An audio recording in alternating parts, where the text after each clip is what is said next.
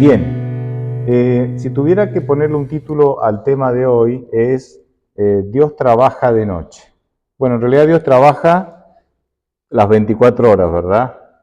Pero yo creo que Dios a veces, me voy a aventurar a decir que tal vez a Dios le rinde más el trabajo de noche y es una ilustración, pero quiero contárselas ahora. Bueno, acá todos hemos sido niños y algunos hemos sido padres, ¿no? No sé ustedes, pero en mi experiencia y en prácticamente todas las que conozco de otras personas, los niños cuando son niños no quieren ir a dormir. No sé si a ustedes les habrá pasado diferente, pero los chicos no quieren ir a dormir, ¿no? Bueno, eso de dormir, no, ellos quieren jugar, la vida parece que no, ellos no quieren ir a dormir. Incluso cuando, no solamente cuando son chiquitos, sino cuando ya están un poquito más grandes, no sé ustedes, a nosotros nos obligaban a dormir la siesta, obligaban, y nosotros íbamos a dormir, pero en realidad no dormíamos y nos poníamos a jugar y por ahí hacíamos ruido y se levantaba, no sé, alguno de nuestros padres nos hacía el correctivo, ¿no? Para que, obviamente, yo estaba muy cansado, trabajaban, necesitaban dormir la siesta y nosotros ni ganas de dormir la siesta, ¿no? Es interesante. Son incansables, son incansables. Es interesante que los niños en general no quieren ir a dormir, pero los adultos, cuando nos hacemos adultos, a veces no podemos dormir. Queremos y no podemos. No sé si les pasa a todos, pero yo creo que pasa a muchos, ¿no? Cuando somos niños no queremos, y cuando somos adultos queremos y no podemos. Y esto es bastante frecuente. Miren, desde la perspectiva de Dios, los momentos oscuros de la vida, cuando nosotros sentimos que estamos viviendo en una noche, ¿no? Momentos de oscuridad, donde no vemos la luz al final del túnel, donde no vemos el amanecer de las buenas noticias hace tiempo, en ese momento tendemos a recordar lo que le decíamos a nuestros hijos, ¿no? O sea, yo creo que Dios nos dice un poco lo que nosotros le decíamos a nuestros hijos. Es como que Dios nos dice, es de noche, estás pasando por un momento de noche, de oscuridad, tenés que ir a dormir porque la noche es para descansar. Nosotros le decíamos eso a los chicos, tenés que ir a dormir porque la noche es para descansar, mañana vas a seguir jugando. Cuando nosotros pasamos por momentos de oscuridad, cuando sentimos que estamos pasando por la noche de la vida, yo creo que Dios nos dice lo mismo. Dios nos dice, la oscuridad, la noche, es para descansar. Andá a descansar, deja que yo me ocupe. Nosotros muchas veces no podemos dormir porque no podemos parar de pensar. Cuando estés pasando por la noche de la vida, tenés que descansar en Dios y dejar que Él se ocupe. La noche es para descansar. Me quedo con esa. La noche es para descansar. Y cuando estás pasando por momentos oscuros en tu vida, tenés que descansar en Dios. Y esto nos pasa como padres también. El tema de los niños y duermen es así. Cuando nosotros somos padres, muchas veces anhelamos que los chicos se vayan a dormir. Llega cierta hora, pues sí que se duerman estos críos. ¿O no? Vos anhelabas que se duerman. ¿Para qué? Para poder ordenar, porque vos sabías que si ordenabas mientras ellos están despiertos, el orden te dura 5 minutos. Pero sí que se duerman para yo poder ordenar y que las cosas duren ordenadas, ¿no? Arreglar las cosas. O a veces esperabas que se duerma para que haya silencio y vos podés concentrarte en una tarea sin tener que estar con una oreja allá, una acá, una hoja allá, ¿me entienden, no? Vos te concentrás, entonces silencio, puedo hacer esto sin que nadie me interrumpa. Bueno, miren, así igual me parece que Dios desea que nosotros entendamos que hay momentos de oscuridad en la vida, ¿sí?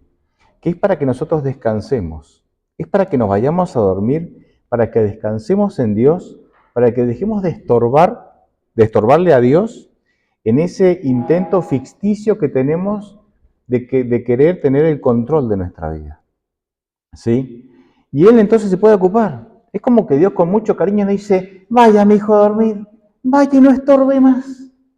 Porque si usted me deja a mí, yo esto lo soluciono rápido.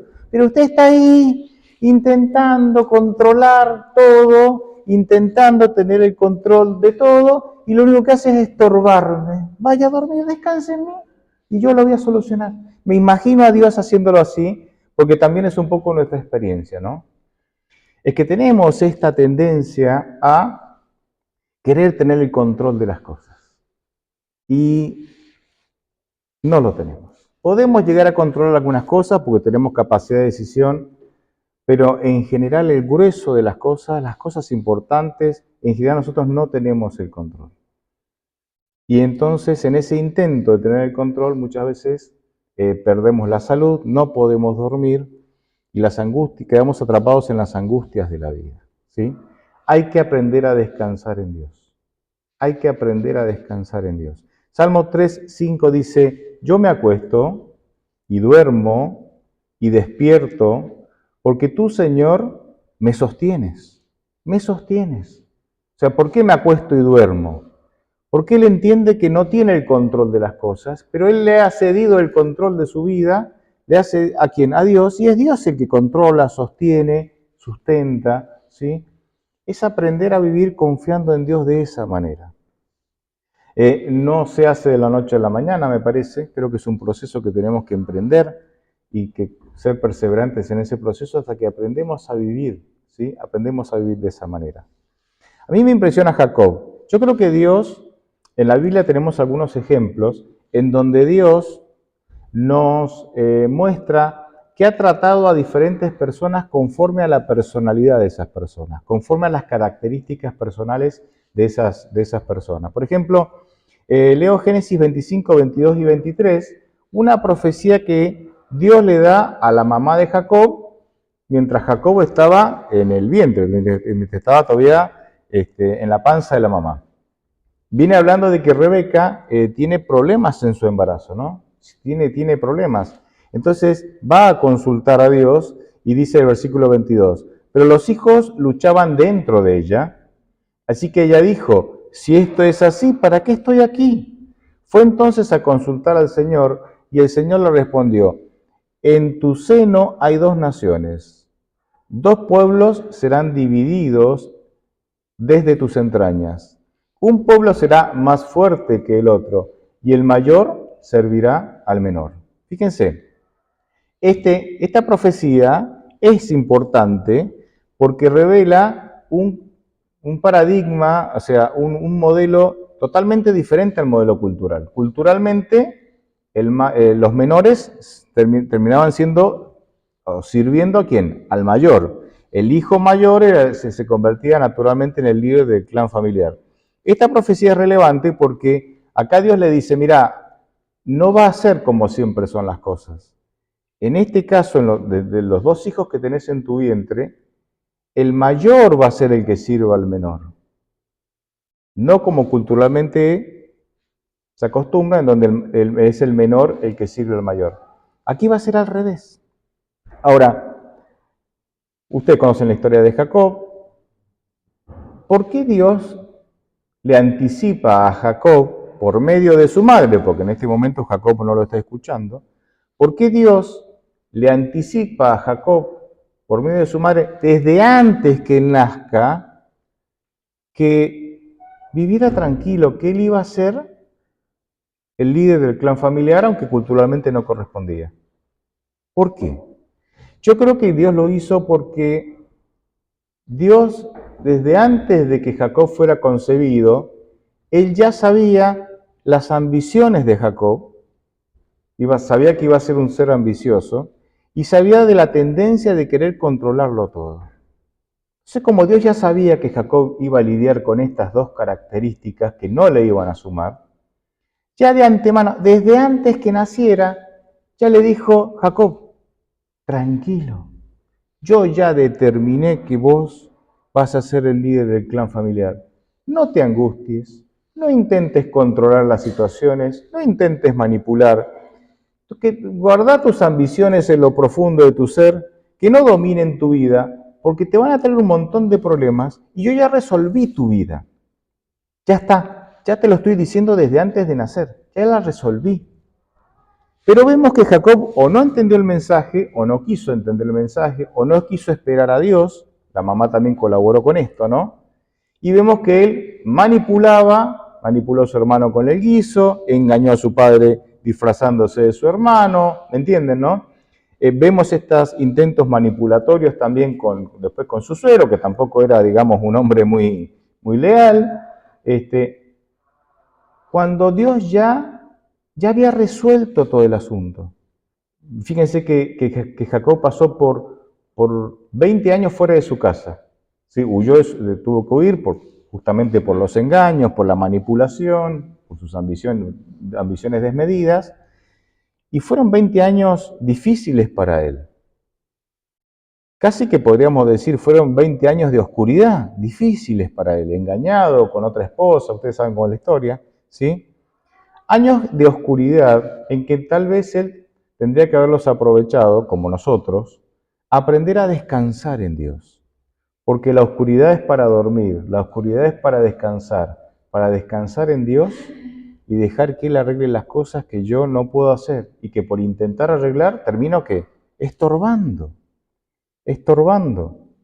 Porque finalmente Jacob terminó siendo el líder del clan familiar, pero con mucho sufrimiento de por medio, no solamente durante esos 20 años, sino durante toda su vida, porque el tener más de una esposa le trajo un montón de problemas, ¿sí? Entonces, a veces yo tengo la impresión de que no entendemos la religión tal como Dios la plantea, ¿sí? Y porque a veces los modelos culturales con los que nos criamos o los valores con los que nosotros fuimos educados, queremos vivir la religión de la misma manera. Queremos relacionarnos con Dios como nos relacionamos con el vecino. Y no es así. Es diferente. De hecho, la religión cristiana es tan diferente a los modelos culturales que vivimos que es como una paradoja. Una paradoja es una aparente contradicción o una contradicción a la lógica, algo contradictorio, ¿sí? Fíjense lo que dice Mateo 16, 24 y 25, un pasaje muy conocido. Dice: a sus discípulos Jesús les dijo: si alguno quiere seguirme, niéguese a sí mismo, tome su cruz y sígame. Y el 25 dice: porque todo el que quiera salvar su vida la perderá, y todo el que pierda su vida por causa de mí, la hallará. Muy bien. Y acá hay una paradoja tremenda. Fíjense, la primera, como les dije, la paradoja es una contradicción. La primera, perder para ganar. El que quiera ganar su vida, la perderá. Pero dice, el que pierda su vida por causa de mí, la hallará. Una paradoja. Tenés que perder la vida para ganarla. Es como una contradicción. Socialmente no encajaría, ¿me entienden? Los estándares sociales y los valores culturales que nosotros tenemos, esto no encaja. Y esto tiene que ver con el versículo 24. Dice, si vos te negás a vos mismo, crucificás en la cruz a tu yo, y de alguna manera perdés, aunque sientas que perdés todo al negarte a vos mismo para seguir a Cristo, en realidad, aunque vos sentís que perdés, en realidad, ¿qué estás haciendo? Estás ganando. Estás ganando a Cristo. Sí, es cierto que al negarme a mí mismo, siento que pierdo, porque a mí me encantaría esto, este camino, estas decisiones, esto, pero bueno, lo dejo de lado para seguir la propuesta de Dios. Yo siento que pierdo ahí, que mi vida se va ahí, porque son mis proyectos, es lo que yo quiero. Pero Dios dice, bueno, cuando vos perdés, o cuando sentís, porque en realidad no estás perdiendo nada, estás ganando, pero cuando vos sentís que perdés, en realidad vas a ganar la vida, que es Cristo, que es la presencia de Cristo, que te sustenta, que te cuida, y en el cual vos podés descansar en Él para poder dormir, para poder vivir bien. La segunda paradoja, el Evangelio es gratuito, pero tiene un precio. Y acá hay dos cosas a destacar. Una es muy fácil, seguramente ustedes la conocen, es que no es lo mismo gratis que gratuito. Gratis es cuando a nadie le cuesta nada. El aire es gratis. Esperemos que siga siendo así, ¿no? El aire es gratis. A nadie le cuesta. Gratuito es cuando a vos no te costó porque alguien lo pagó. Tiene un costo, alguien lo pagó. Nosotros regalamos una Biblia a aquel que quiera estudiarla, a la persona es gratuita para la persona, pero alguien la pagó, ¿sí? La pagamos nosotros con nuestras ofrendas, en definitiva, la iglesia con sus ofrendas. Entonces, el Evangelio es gratuito, pero tiene un precio. Pero como es gratuito, hay que pagar. ¿Y saben cuál es el precio? Las decisiones. Las decisiones. Dios en la Biblia, en realidad, lo que nos invita es a tomar decisiones. Porque las cosas que hacemos están basadas en ¿qué? En una decisión previa. Yo decido ser fiel, así como decido pecar. Todo nace acá. Nosotros adoramos a Dios con nuestra mente. Nuestras acciones son solamente un reflejo de un pensamiento que se elaboró con anterioridad, ¿sí? Eva no pecó cuando mordió el fruto. Pecó cuando decidió independizarse de Dios y creerle ¿a quién? A la serpiente. Aunque no hubiera comido el fruto, ya en su mente ya estaba el pecado formado, ¿sí? Entonces, el precio, el Evangelio es gratuito, pero el precio son decisiones. Son decisiones. Y ahí está el esfuerzo. Ahí está el esfuerzo. Por eso en Santiago 4:7, cuando dice, por ejemplo, sométanse a Dios, resistan al diablo y él inevitablemente huirá de ustedes, ¿sí? Fíjense, ¿dónde está? Acá hay digamos, un esfuerzo divino humano. ¿Dónde está mi esfuerzo? En decidir someterme y en esforzarme. ¿En esforzarme en qué sentido? Resistir. Yo tengo que decidir resistir. Ahora, si no me someto, o sea, una vez que yo me someto, la gracia de Dios me empodera para resistir al diablo. Pero yo tengo que tomar decisiones. Hay un esfuerzo por tomar decisiones, ¿no? Entonces, el Evangelio es gratuito, pero requiere de decisiones. Por eso nosotros no creemos en el universalismo. El universalismo es una teología que dice que Dios ama tanto, tanto, tanto, tanto, que Él va a salvar a todos. A los que lo acepten y a los que lo rechacen. Incluso en estos últimos años ha habido como una vuelta de rosca con esa doctrina que dice que Dios hasta va a bajar al infierno a rescatar a Satanás mismo. O sea, hasta Satanás se va a salvar.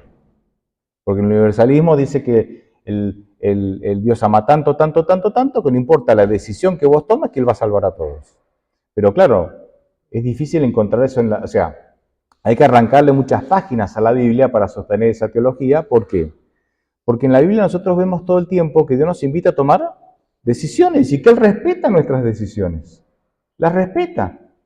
Así que la segunda paradoja es que el Evangelio es gratuito, pero hay un precio que pagar. Y el precio son decisiones. Decisiones de fidelidad, decisiones de seguir a Dios. Y la tercera gran paradoja de la vida cristiana es que la vida cristiana consiste en rendirse para vencer. Yo me rindo a luchar con mis propias fuerzas. Me rindo a encontrar la solución de los problemas con mis propios recursos, pensamientos y fuerzas para permitir que Dios luche por mí. Y entonces viene la victoria. Y esto es digamos, en nuestra sociedad esto es terrible. Es como si alguien viene corriendo una maratón, 1 kilómetro antes de la maratón, se rinde, me rindo. Y vienen los organizadores de la maratón corriendo y le ponen la medalla de oro. Pues si no, ¿me entienden? Socialmente esto no es concebible, es inconcebible. Bien, pero en la vida cristiana hay que rendirse, de intentar resolver las cosas con nuestras propias fuerzas, de intentar cuidarnos con nuestros recursos limitados para dejar que Dios te cuide. Y cuando vos te rendís a Dios, decís, Señor, no puedo, hacete cargo vos, me rindo, entonces Dios nos da la victoria. Es cierto que muchas veces llegamos a este punto cuando nos falta la salud, cuando tenemos un problema económico, cuando nuestros hijos se desvían y nos causan angustia, cuando llegamos a una edad en donde ya no podemos hacer lo que hacíamos antes. Y podría seguir dando ejemplos. Es cierto, lamentablemente es así. O sea, hasta no pasar por un momento crítico, no evaluamos la posibilidad de que Dios se haga cargo de todo. Sí, es cierto que a través de la vida le hemos dado a Dios ciertas oportunidades, ayúdame en esto, ayúdame en aquello, pero en general yo quiero tener el control y yo quiero llevar la cosa adelante. El timón lo tengo yo, pero Señor, ayúdame con esto y con aquello. Pero una rendición completa a veces sucede cuando pasamos por momentos críticos, ¿no? Miren, la importancia de rendirnos y de dejar de luchar, de ir a descansar para que Dios trabaje, para ir a descansar en Dios para no estorbarlo más. Hay un caso que yo suelo a veces compartir de un japonés, su nombre es Hiro Onoda, ¿sí? Y este japonés, junto con otras 6 personas, se hicieron cobraron cierta relevancia, han quedado en la historia de este mundo, porque él se alista a los 22 años, 22 años de edad, en 1944, obviamente en el ejército japonés, durante la Segunda Guerra Mundial, ¿sí? Y fue asignado a en las selvas que estaban ahí en Filipinas, ¿sí? Filipinas estaba tomado por Japón, él en la selva de lo que hoy es Filipinas, él estaba asignado ahí. Pocos meses después, ¿sí? Pocos meses, casi un año, menos de un año después, termina la guerra. Ustedes saben, terminó en 1945, ¿no? Con la caída el régimen nazi y las bombas atómicas en Japón. Bien, pero este hombre, junto con otros 5 más, decidieron que les llegaban noticias de que de que la guerra había terminado y estos hombres decidieron que eran mentiras. Esas son mentiras para que nosotros dejemos de luchar y que nos atrapen. Entonces siguieron luchando. Él empezó en 1944, digamos, se alistó a la guerra como soldado en 1944. ¿Saben cuándo se rindió? 1974.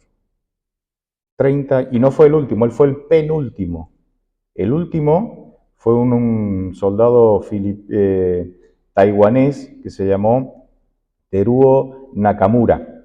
Él se rindió 6 meses después de Hiro Onoda. Es muy interesante. Ustedes leen la historia, es muy interesante. Se sabía de la existencia de la selva ahí en Filipinas, de que en la selva habían soldados todavía. Porque estos soldados cada tanto iban y atacaban a ciertos centros militares. Entonces se sabía.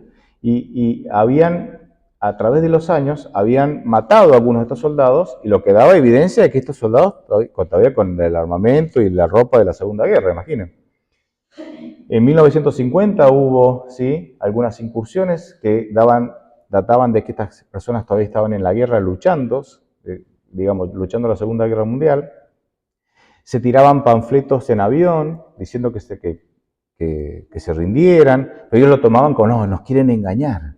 Esto es para que nos rindamos, porque y se hacían toda una película, ¿no? Y no se rendían. En 1972, él y un compañero él estaba con un compañero, atacaron una base militar. O sea, durante años, ¿ellos qué hacían? Incendiaban, por ejemplo, los trigales, porque decían, la cosecha de trigo, porque decían, estos son para alimentar a las tropas enemigas que nos han invadido, ¿no? Entonces, o sea, todo el tiempo había conflictos así, pero en 1972 atacaron a una base militar y obviamente la base militar respondió y mataron a su compañero. Y lo encontraron y dice, che, todavía hay gente acá adentro que está peleando la Segunda Guerra Mundial. Y él quedó solo. Y fue entonces cuando en 1974 un estudiante universitario japonés, ¿sí?, se tomó el trabajo, se puso 3 retos, ¿viste? Se puso 3 retos. Él quería, uno de esos 3 retos en la vida era encontrar a Hiro Onoda, que se sabía que estaba en la selva porque no se había encontrado su cuerpo y tampoco estaba, digamos, había evidencia que estaba vivo. Y lo encontró, y lo convenció de que este hombre se rindiera. ¿Saben cómo se rindió? ¿Saben cómo se rindió? Hiro Onoda pidió que su comandante le fuera a dar la orden de que se tenía que rendir. El comandante ya no era más soldado. Había sido soldado en la guerra y ahora era zapatero. Miren tu profesión, mira. Era zapatero. Se arreglaba calzados, viste, así. Entonces fueron a decirle al comandante, che, vení, que tenés... ¿A quién? No, que tenemos a Hiro Onoda. ¿A quién? Pero sí, fue soldado tuyo, vos lo de civil, porque ya no era más militar. Y fue hasta la selva y el comandante le dijo, Hiro Onoda, te doy la orden de que te rindas. Sí, señor, están las fotos, ustedes las pueden ver. Él entrega su espada samurái, aunque usaban rifles también, digamos, la espada samurái era el arma reglamentaria, digamos, del ejército japonés. Él entrega ahí el arma y se rinde 30 años después. Y el último se rindió 6 meses después. Y yo pensé, ¿no? No es fácil rendirse. No es fácil rendirse. Y cuando ustedes ven la propuesta de Dios, déjalo todo y seguime. Negate a vos mismo, deja tus planes, tus proyectos. Yo tengo planes mejores para vos. Jeremías 29, mis caminos son mejores que tus caminos, dice Dios. No es fácil. Porque negarnos a nosotros mismos es desprendernos de cosas, de proyectos, de ideas, de opiniones, de estructuras de pensamiento que están profundamente arraigadas en nosotros. Profundamente arraigadas en nosotros. Y negarnos a nosotros mismos es muy difícil. Dios a veces, ¿saben cómo nos ayuda para que lleguemos a esta experiencia de negarnos a nosotros mismos? Nos ayuda poniéndonos en situaciones terribles, humanamente imposibles de resolver. Vos fíjate Josué, Nehemías, Moisés, por nombrar algunos, ¿no? Elías, Eliseo, por nombrar algunos, hay muchísimos, ¿sí? Sí. Bueno, a Josué le dijo, tenés que ir a conquistar Canaán. Era imposible. O sea, el relato de los 10 espías no era un relato mentiroso.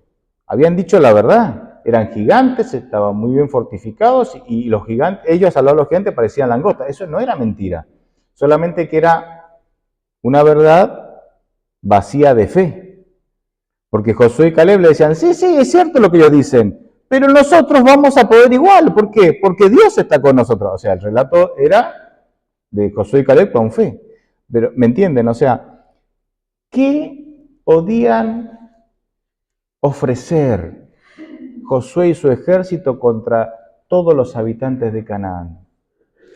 Nada. Fe. Fe en Dios.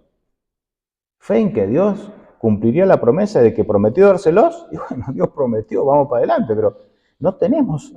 ¿Me entienden? O sea, Dios a veces nos pone en situaciones en donde yo lo llamo vivir en el vacío de las posibilidades. Porque vos no tenés ninguna posibilidad de salir de esa. Y cuando vivís en el vacío te quedan 2 opciones. O te entregás a la desesperación, y eso puede tomar caminos como suicidio, alcoholismo, drogadicción, depresión, no sé. O te aferrás a las promesas de Dios, de que Él ha prometido que te va a cuidar y que te va a sustentar. Yo no veo más opciones que esa. Yo estoy seguro que estás pasando por problemas, porque todos tenemos problemas. A veces son problemas llevaderos, o tal vez estás pasando por problemas que no se van a resolver. Estás en la noche de tu vida, estás pasando por la noche de tu vida. La noche es para descansar en Dios y dejar que Dios haga las cosas sin que lo estorbemos. Porque cuando nosotros queremos meter la cuchara en el guiso, lo arruinamos. Dejemos que Dios cocine, dejemos que Dios resuelva, vamos a dormir y dejemos de estorbar a Dios. Amén.